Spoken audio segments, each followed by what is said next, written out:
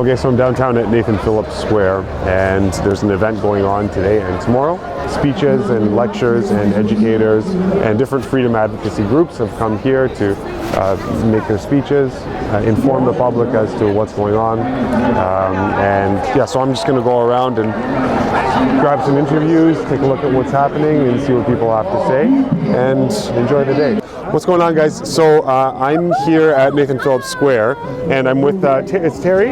Terry. And Terry represents Police on Guard for Thee, is that correct? Correct. Okay, and basically, Terry's going to describe what exactly the group is, why it's important they're here, because as we know, the police have been either good agents that are helping to support the freedom movement, but they've also been really terrorizing people and just doing all sorts of things that are not in the best interest of humanity. Right? So, Terry, what can you describe the group? What is it about? When did you guys get started, and what message would you like to give out to people? Well, Police on Guard is a group of active duty and retired police officers who saw the erosion of our freedoms in this country, and we said no. No, it has to stop.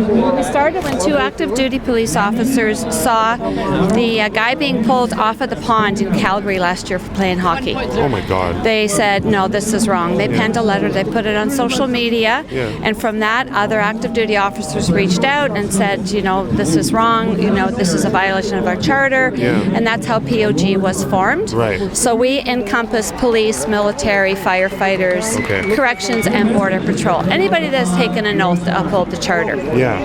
So we have, we're very fortunate, we've retained Rocco Galati, and then in May, Rocco filed a motion with the Ontario Superior Court. We're seeking clarification around these emergency orders. We feel that they put our active duty officers in a position of violating their oath to uphold the charter. So we're suing the Attorney General of Canada, Ontario, Doug Ford, and the police chiefs of Ottawa, Toronto, York Region, Hamilton, and Niagara. Excellent. We also spearheaded a lawsuit against the federal government. So in August, when Trudeau said that all federally mandated and federal employees had to take the jab, we said no, because our motto is we will stand on guard for thee. So we spearheaded that lawsuit. So we are now suing the federal government over the forced vaccinations. Our numbers are growing across the country. Mounties for Freedom. I don't know if you know that letter that they wrote to their commissioner. Mounties for Freedom formed out of Police on Guard. So we are bringing all law enforcement across the country under one umbrella, and we are moving forward. What we know in the future, we don't know what the government's going to throw at us, but we do know that we are here for the Canadian people. We will stand, and we will stand, and we are not going to give up this fight for our freedoms. Thank you. That's so comforting, because what's really frustrating for me is, maybe you can help me. What is preventing most police from being on board with a movement like this? I mean, how is not every single police officer, knowing what the police officer oath is, how are they not standing up for the rights and freedoms of individuals? Like, how do they not recognize this as a complete necessity? And I wish I had the answer for that for you, because I wish I had the magic wand that I could, push over every division and have every cop. A lot, you understand, with the military, with police, we are order driven. We are used to taking orders from our commanding officers without question. That is what is drilled into us. So we have that where we're facing that they're given an order to go out to do whatever, but we have so many officers that are not happy with what they're being told to do, and that is why our numbers are growing, and our numbers are growing with active duty officers, because they're saying no more, we can't do this, and then they find out that they're not alone, that there is thousands of cops across the country, military, that are not happy with this. So that is where we're growing. What the future holds, we don't know, but we know we are here. We are not going anywhere. We will always stand on guard for the Canadian people. Thank you so much for your service, and for all the police out there. I mean, I really hope you hear this message, because correct me if I'm wrong, but the police and the armed forces, they're the teeth of the authority figures that run a nation or run a government. And so without the enforcement arm, they really don't have any power to act. And so it really does behoove of the police and military really start to resonate with why they became police and military in the first place, and recognize that you stand for the rights and freedoms of individuals and the people, not political agendas, and not politics. And this is what I fear is happening, and the police and military are being used as vehicles to implement this political agenda that just drives us deeper and deeper into slavery and bondage.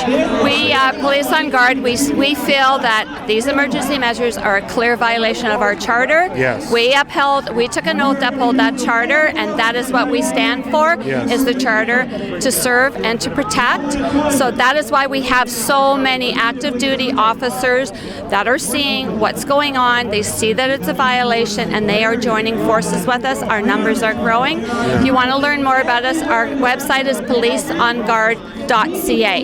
Terry, thank you so much. Thank you. I ran into my teacher, one of my teachers from high school. This is Mr. Angelo Marino, and he's got a great story to tell. We were just chatting a couple minutes ago, and I thought it'd be really nice to have him on the channel just to give you guys his experience with a stroke, if I'm not mistaken, and what he did to heal himself from those conditions. So, yeah, Mr. Angelo Marino, thanks for taking the time.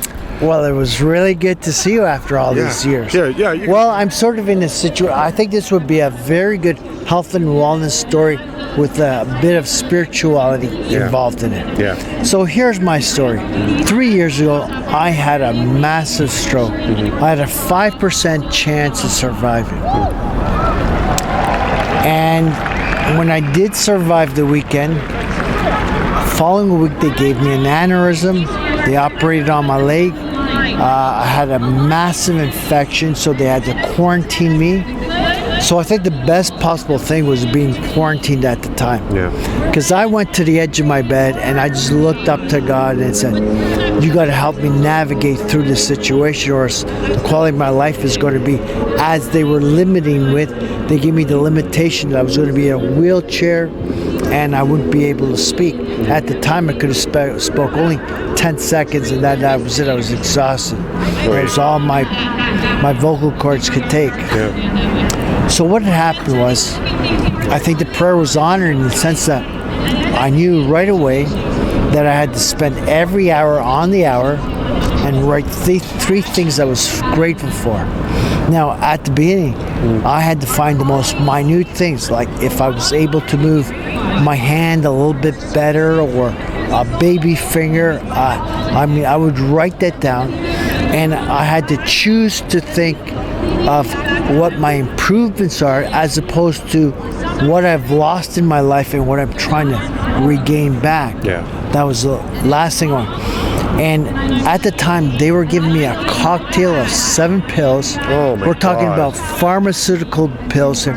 And I knew at the time that my undoing was going to be these pharmaceutical meds. Yeah. So I worked my butt off, like literally 15 hours a day, to try to find movement. And they released me 3 weeks early, and I went to the natural alternative Chinese doctor, and I said, get me off these damn drugs. And he weaned me off every single one of them. I think I'm taking half of one today, as of today. But I think in my journey, especially during this COVID nonsense, the greatest blessing of this craziness is what I was able to uncover and find out for myself.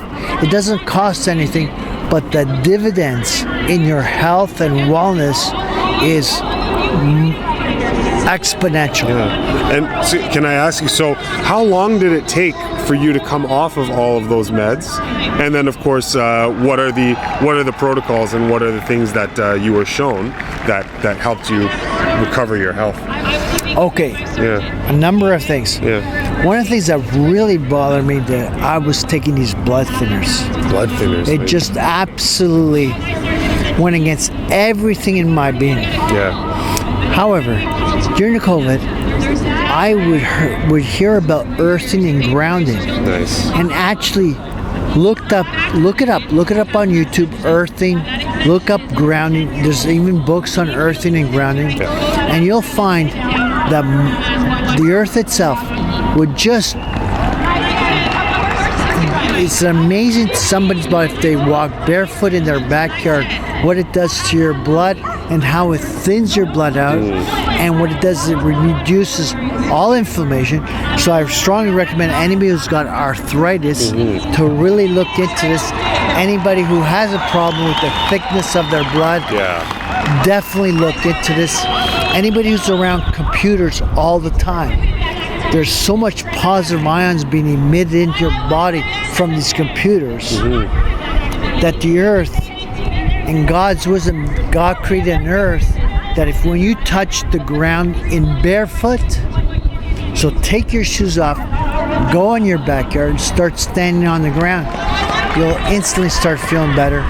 You'll have a flood of negative ions go through your body, and they'll neutralize the effect of all these contraptions around us and electricity around us. Right. So I found that was tremendous. And I hope I look healthier just from doing this, because I almost do this every day. Yeah. Now, the other thing, and this will really pay dividends, it sounds crazy, but it really truly is the cold therapy that you're sort of hearing Wim Hof sort of talking about. Yes. And so the whole premise of this is you take a nice warm shower, but at the end of the shower, turn it to cold water, and for 15 seconds, stay underneath this cold, freezing water that's a shock to your system for 15 seconds. Right. Now, so in terms of how cold, so would you just crank the cold as far as your shower will go?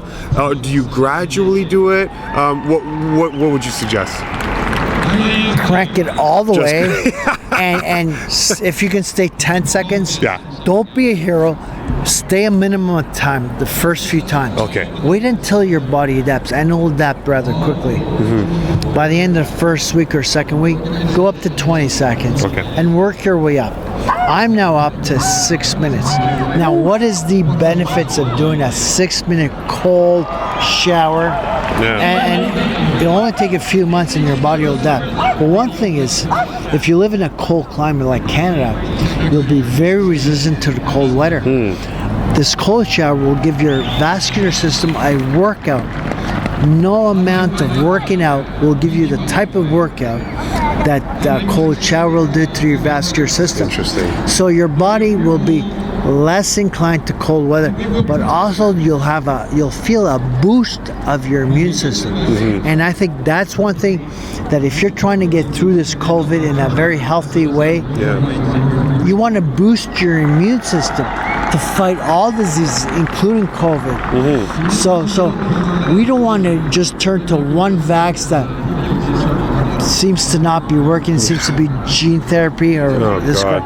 What you want to do is boost up your immune system, and this is one way of boosting up your immune system is by grounding and by cold showers. Right. Amazing. And that's the advice I would give to you. And good luck on your health journey. Yeah, thank you so much. And it seems to be the same story, guys. I mean, getting away from all the synthetics and the pharmacological agents and chemical cocktails that the world throws at you, and just returning to the natural and simple methods that God has created in His wisdom, that natural divine intelligence that runs through your body, that governs your mind and governs your thinking. And you can connect with this, obviously, as Angelo has here, to heal himself from a life-threatening disorder, from a life-threatening stroke.